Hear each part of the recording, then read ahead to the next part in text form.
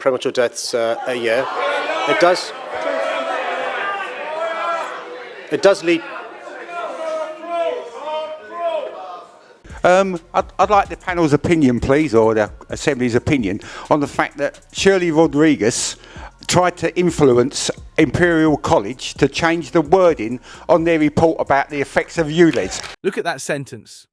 So 4,000 people died prematurely, but the guy just says, yeah, it does look awful, and moves on. How can you be so relaxed, so shameless? It's as if the news reported, the weather is cloudy today, and he reacted with indifference. These people are not statistics, they are human beings. Now let's ask, what caused these premature deaths? Air pollution. Well then, Sadiq, why haven't you cleaned the metro in 10 years? It smells like diesel exhaust inside, and the particulate counter is going crazy. Or is your problem only with private vehicles? You know, that ULEZ thing, the system that exploits the public under the guise of environmentalism. Your real motivation isn't nature, it's covering up TfL's shortcomings. And the worst part, you use the data not scientifically, but politically. You manipulated science by going to Imperial College and asking Shirley Rodriguez to change these words, make it more dramatic. Now even science is under government control in this country. The result? No one trusts the reports because they reek of corruption. Don't forget to like and subscribe to content that exposes such scandals. Can you please help me on that? Or are you just lying? Can you explain what you're going to do about the appalling pollution on the tube? The pollution on the tube is at least 10 times more than it is on the roads, and it needs sorting out. The key question is, can you please help me with that? Or are you just lying? Clear, blunt, and spot on, because there's a big lie circulating here. Look, the man wants to build a monument in memory of 4,000 people, but the names of the deceased aren't even being revealed. Come on, let's get to the bottom of this. What about transparency? What about justice? If these people died from air pollution during a time when ULEZ didn't exist, and if you're saving them with this system, why aren't you sharing their names? Or are they all politically convenient deaths? Is it the kind that serves your agenda, statistically useful, but with details that would give you a headache if they were too complicated? Because if you reveal the names, someone might come forward and say, this person died 3 years before ULEZ was introduced, from a serious heart condition. Then the story you've constructed would collapse. That's why there are no names, only numbers. Multiply the number, exaggerate it, add emotion, and fleece the people. That's the strategy, the modern form of lies. You say London is open, but your policies are closing it more and more every day.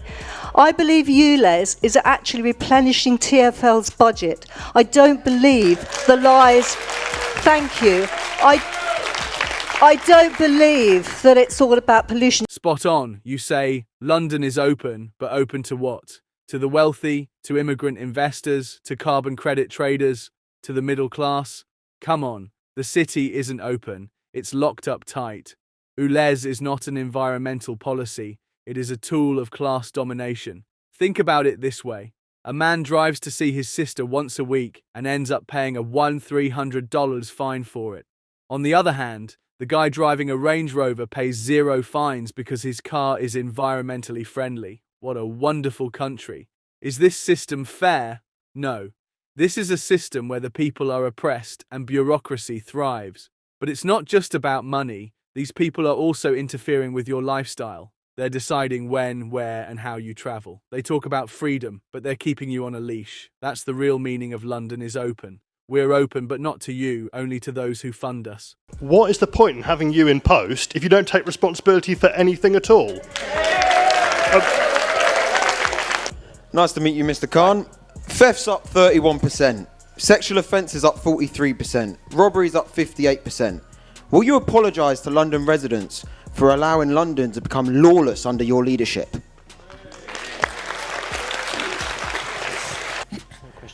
What are you, Mr. Mayor, going to do about the knife crime in London? It's out of control, people are dying on a weekly basis and nothing seems to be happening. We need it taken into control. People are scared and frightened to walk out on their streets now. And it's all down to you because you're not doing anything. Thank you. Actually, the gentleman at the back, I really feel for you, because I think most of us in this audience absolutely appreciate that very few of us, if any of us, feel safe. We do not feel safe on the streets of London. And the person that is in charge of the Metropolitan Police is the mayor of this city, Sadiq Khan. You're quite right, Assembly Member Desai, we do need proper leadership. And the Metropolitan Police is certainly not getting it by our police and crime commissioner. Now, for advices on a whole host of issues, air quality or other issues as well. And the advice from the experts is quite clear. Air pollution, exposure to air pollution is not safe at any level.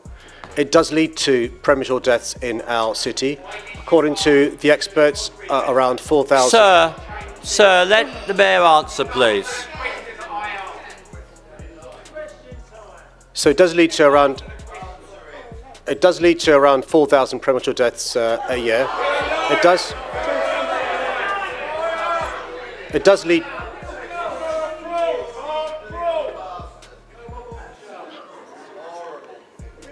does lead to children having stunted lungs forever.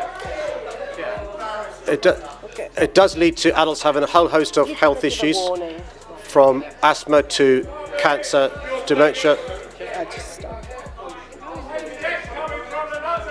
Come on,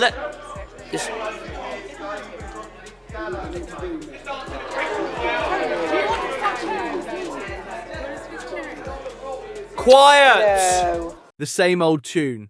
It's under the central government's authority. Hey mate, then why are you there? Are you just decoration? A symbolic figure? Do you get paid to cut ribbons at ceremonies? This country has developed a management style where everyone is in charge but no one is accountable. If something goes well, we did it. If it goes badly, Whitehall decided. Come on, look, you're the Mayor of London. ULEZ is your project. TfL is under your management. You have protocols with the Met Police, collaborations with schools. But when it comes to accountability, you say, it's none of my concern. I ask, why are we paying these people salaries? Who are you serving? When making a decision, we consult. But when it comes to accountability, it's not my problem. This is now systematic evasion of responsibility. For more comments like this, don't forget to like the video and subscribe to the channel.